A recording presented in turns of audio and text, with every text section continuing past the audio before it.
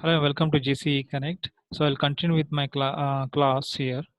So in the today's session, we'll be discussing on annotations, built-in Java annotations, and then the example on the using an annotations here, and what is the purpose of using the Java annotations, and lastly is nothing but the basics of the annotations. Okay, so we have already come across in some of the programming examples. What are these annotations? So the annotations are nothing but here. These annotations are they'll be used as in which will be representing the tag as in the form of a metadata. Okay, so this Java annotations is nothing but is a tag that represents the metadata. So what exactly is this metadata, which is nothing but which is attached with the class. It is also an interface or the methods or fields or to indicate some additional information which can be used by the Java compiler and the Java virtual machine. So from the Java 5 version, the annotations were been added here, and there are a lot many tools are available. Whenever you're using, automatically these annotations will be available for the any of the functions or the methods or the interfaces or the fields what you use in your the coding part here. Like things like says nothing but in some of the tools like compiler, IDE, and the runtime tools here.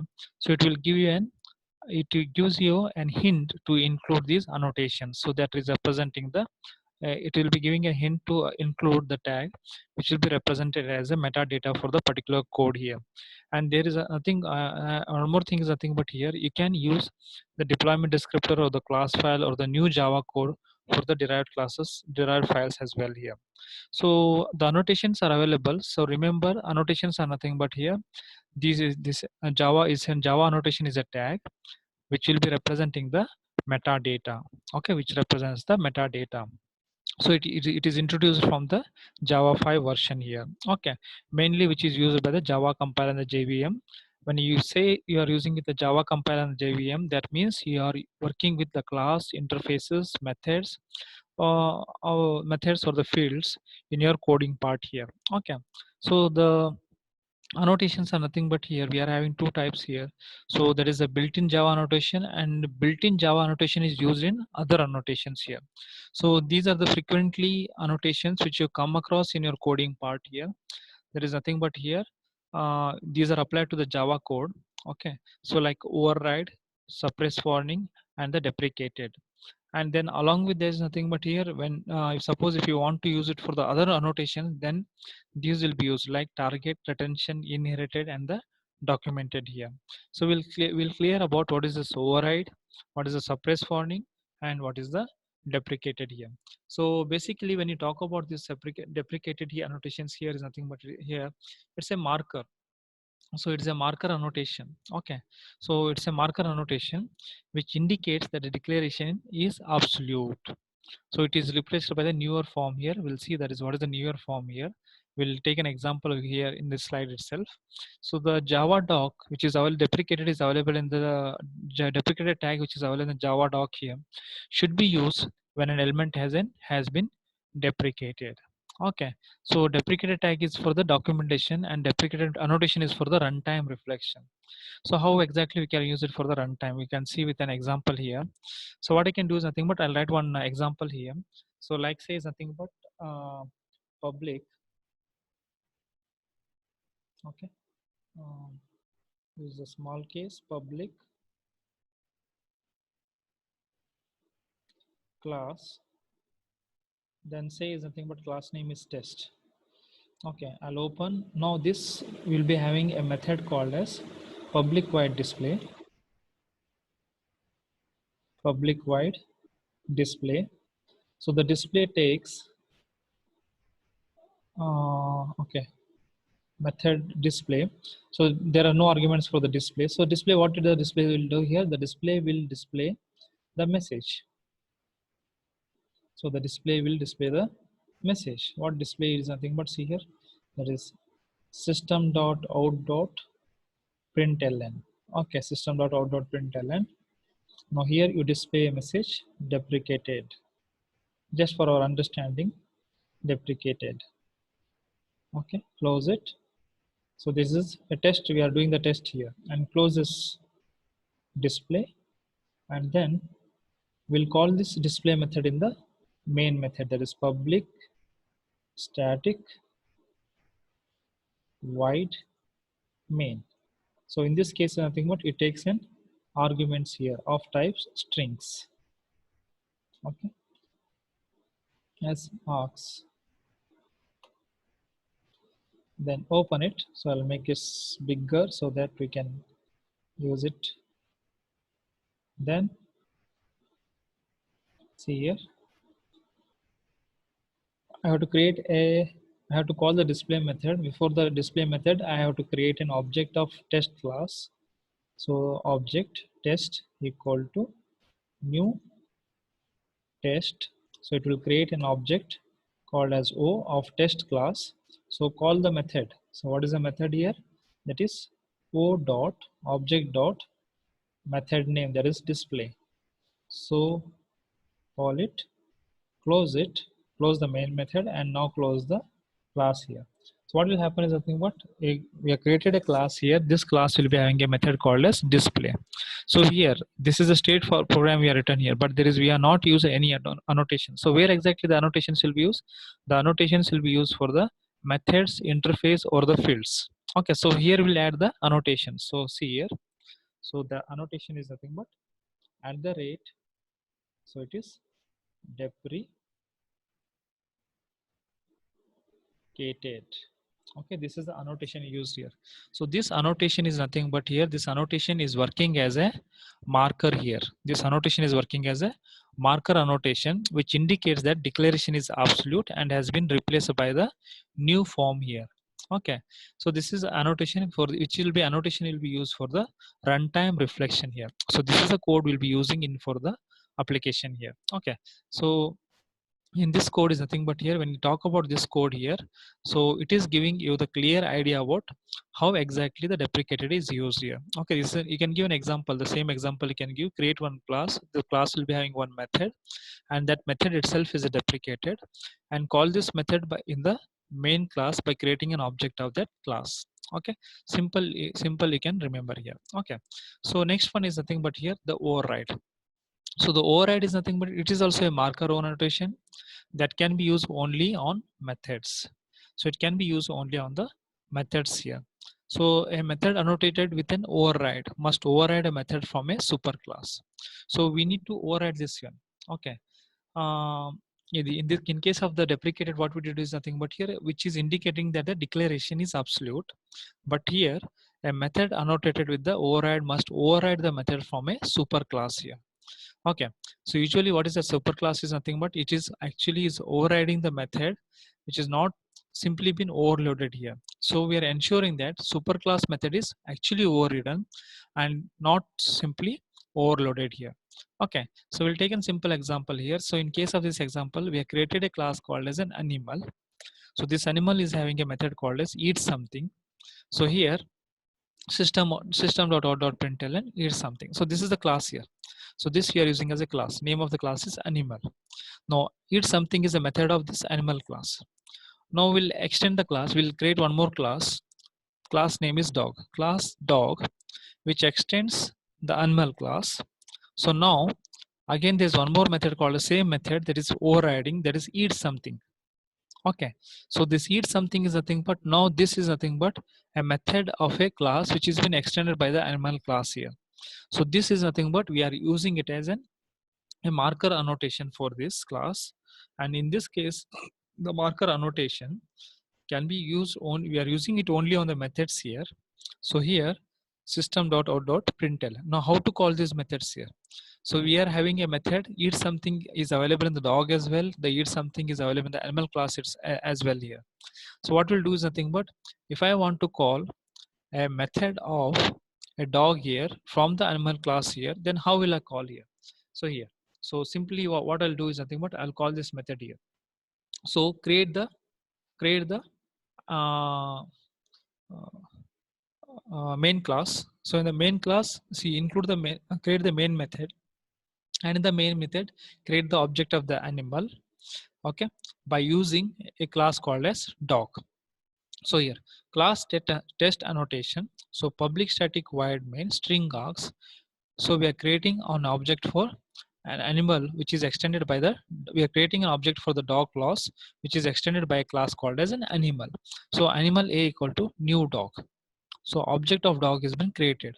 So A dot eat something. So eat something is a method of both animal as well as for the dog here. But which method you have created? You're calling this method by using the object of the dog class. That means your output will be eating foods. So you'll get the output as eating foods here. Okay, this is about the overriding of the class here. Okay, and next is nothing but here one more was there is nothing but a suppress warning. Okay, so output is nothing but compile time error you're getting here. Usually we'll get the new dog as well here. So here next is nothing but here Java annotations. One more is the one more was there, there is nothing but the suppress warning. What are the suppress warning? So it is used to inform the compiler to suppress specified compiler warnings. So if you want to suppress any of the compiler warnings here, you are using the suppressor warnings here. So usually is nothing but here, these are the specified by name in the form of a string form. So this type of annotation can be applied to any type of declaration. So either you can use it with the deprecation and unchecked here. Any unchecked warning is generated when a legacy code interfaces the code that uses the generics here. So we'll see this how this will be used in the suppress warning with the different examples in the later on section here. When you're doing it the some inbuilt when you're using these inbuilt Java annotations in some of the programming coding part here, and the other remaining are nothing but which will be used for the other annotations here. So these are three very important annotations here which you are using. Override and deprecated are nothing but these are the marker annotations. So override is applying it for the method, and the deprecated we are applying using it for the declaration part here. And suppress warnings are nothing but to suppress, that is nothing but to inform the compiler to suppress specified compiler warnings we are using it. Okay, so we are taking an example for the deprecated with the class and the method here, and we call the method as deprecated. And similarly, we take an example for the animal class here. And in case of the animal class is nothing but we created an animal class here. In that one method is there, and we extended the dog class with an animal, and we're creating, and then we're creating an object of the dog class by using an animal class here, and then it will print an output called as eating foods here. Okay, so this is how it works here. And lastly is nothing but a suppress warning. We have seen there is nothing but which informs the compiler to suppress the specified compiler warnings. Okay, and next, what is the purpose of using the Java annotations? So the purpose of using the Java annotation is nothing but it is a compiler instruction. It gives a compiler instruction, it gives the built-in constructions here, and it gives the runtime constructions as well here. Okay, when you talk about these runtime constructors or the compiler or the automatic build scan here, so the Java annotation can be used at a build time. Okay, so these annotations will be used at the build time when you build your software project. Okay, so building the software is typically done by the automatic build tool, like in case of some of the servers like Apache Ant or the Glassfish servers which you use here. And the code, whatever the on a specific annotation code will be there, which will be generated in the source code or to the other files based on this annotations here. Okay, so why these annotations we are using is nothing but here we are using this is nothing for the compiler instruction, for the builder instruction, and for the runtime instructions here. Okay, all these the three annotations here. Similarly, in case of this is the Java purpose of using the built-in Java annotation. Similarly, we are having some more annotations which are called as an other annotations. So first we'll see what is the target here. So a target is nothing but it is designated to be used only as an annotation to other annotations. So it takes one argument which must be a constant from the element type enumerations. Okay, so usually this will be nothing but here it is designated to be used only as an annotation to other annotations which you can remember easily. And the retention is nothing but here retention is nothing but is it determines where and how long the annotation is retained. Okay, so usually it takes three retention annotations. The one is called as the first one is source, which will be retained by the source level, the class which will be retained by the compiler time by the JVM, and the runtime which will be retained by the runtime here. Okay, the three values we are using: source, class, and the runtime. And then the documented. So in case of the documented is nothing but it's a, again, documented is nothing but it's a marker interface that tells the tool that an annotation is to be documented. Okay, so you are going to tell the documentation that is use whatever you're using, that will be documented. And lastly is nothing but inherited.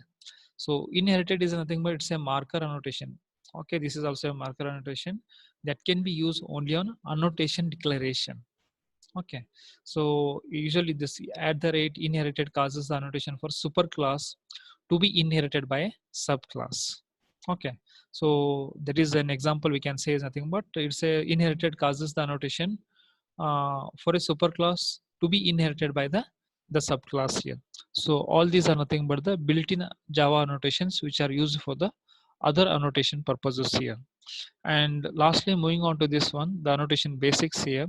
So the Java annotation is in its shortest form looks like this, like syntax @entity @entity. So this is a Java annotation where the character @character signals to the compiler that is this is an you're using an annotation. Okay, so the name what you following is nothing but the character is the name of the annotation. So that is a basic thing in case of the annotations. Okay, so this is all about the annotations here. I hope you understood here. So let me summarize what we studied today here. So started with this discussion about the meta, there is annotations. So what is a Java annotation is nothing but it's a tag that represents the metadata.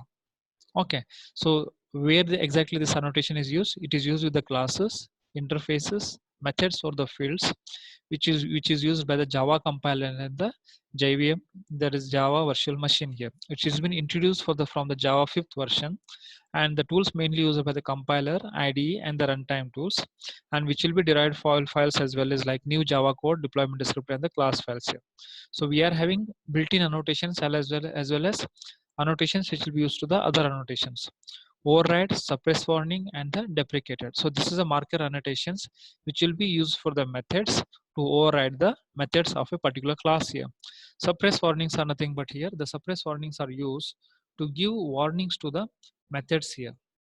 Usually is nothing but whichever the compiler warnings are there, those will be suppressed, specified by the compiler warnings here.